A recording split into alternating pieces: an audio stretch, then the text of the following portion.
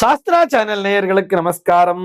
அனுதினம் ஆனந்தம் நிகழ்ச்சியில் உங்கள் அனைவரையும் சந்திப்பதில் மிக்க மகிழ்ச்சி.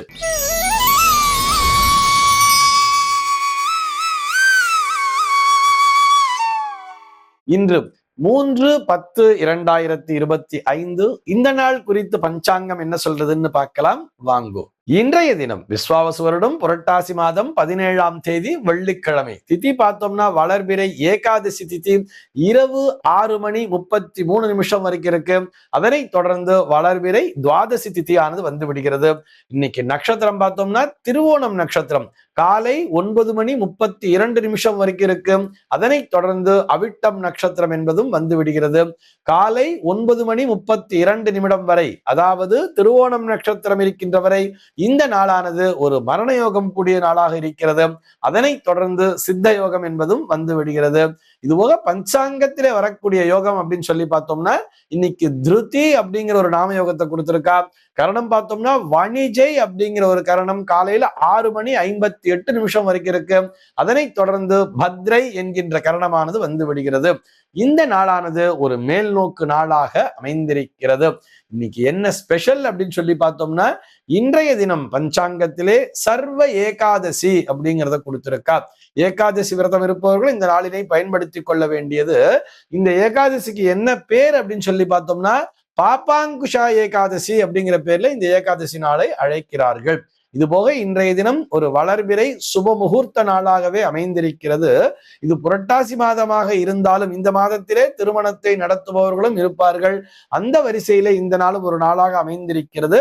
நம்ம திருமணம் நடத்துறோம் இல்ல, ஆனால் திருமணம் சம்பந்தப்பட்ட நிகழ்ச்சிகளை இந்த நாளிலே துவக்கலாம் அப்படிங்கிறதுக்காக நினைவூட்டுகிறோம்.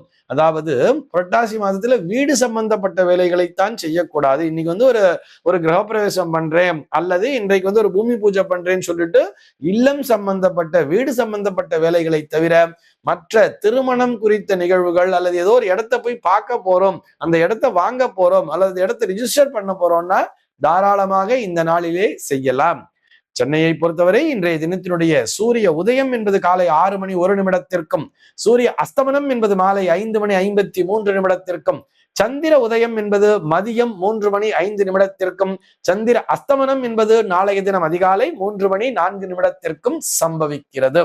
பிரம்ம முகூர்த்தம் பார்த்தோம்னா நாளைய தினம் அதிகாலை 4:24 முதல் காலை 6:01 வரையில் நீடித்திருக்கிறது.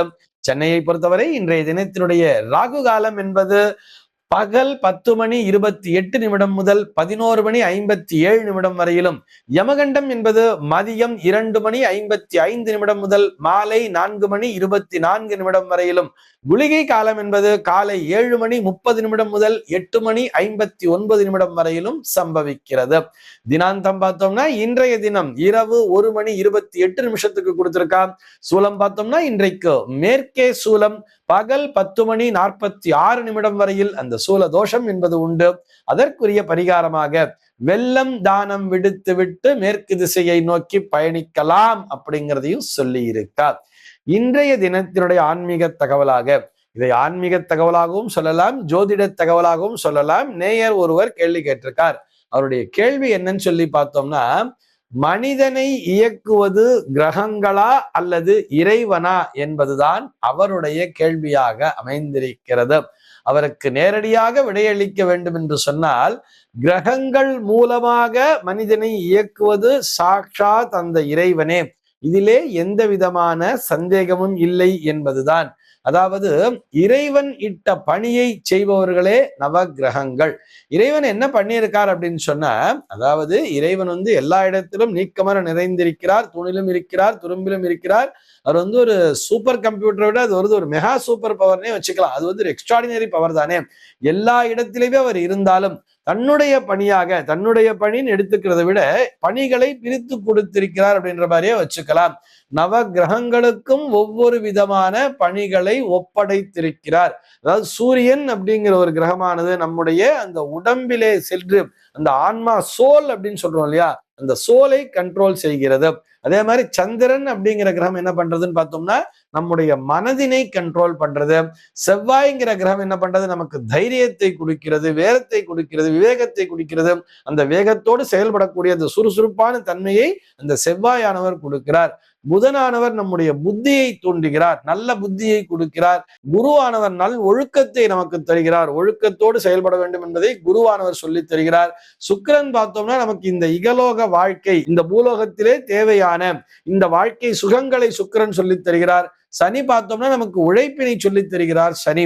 ராகுவும் கேதுவும் கிரகங்களாக இடம் பிடித்திருக்கிறார்கள், அதுவும் இறைவனுடைய அருளாலே தான்.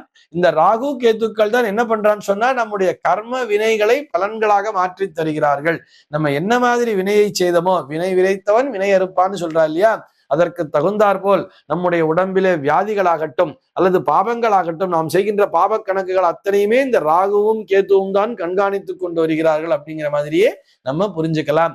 இப்படி மனிதனை இயக்கிக் கொண்டிருப்பது யார் அப்படின்னு சொன்னா இறைவன் தான். ஆனால் யார் மூலமாக அப்படின்னு சொல்லி பார்த்தோம்னா அது கிரகங்கள் மூலமாக. இது ஈஸியா புரிஞ்சுக்கிறதுக்கு சொன்ன, இந்த குழந்தை எல்லாம் ஸ்கூல்ல விளையாடுவா தெரியுமா? எப்படி விளையாடுவா?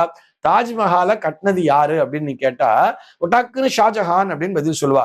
ஷாஜஹான் இல்ல, கொத்தனார் தான் கட்டினாரு அப்படிங்கிற மாதிரி இன்னொரு பையன் சொல்லுவான் தெரியுமா காமெடியா. இந்த ஷாஜஹானா சிமெண்ட் எடுத்து போட்டு எல்லாத்தையும் போட்டு கட்டிட்டு இருந்தாரு, கொத்தனார் தான் கட்டினாரு. ஆனால் வரலாற்றில எப்படி சொல்கிறோம்? அதனை கட்டுவித்தவன் யாரோ அவன் பேரை தானே சொல்றோம். கட்டுவித்தவன் என்பவன் ஷாஜஹான் என்பதால் தாஜ்மஹாலை கட்டியது ஷாஜஹான் தானே சொல்றோம்.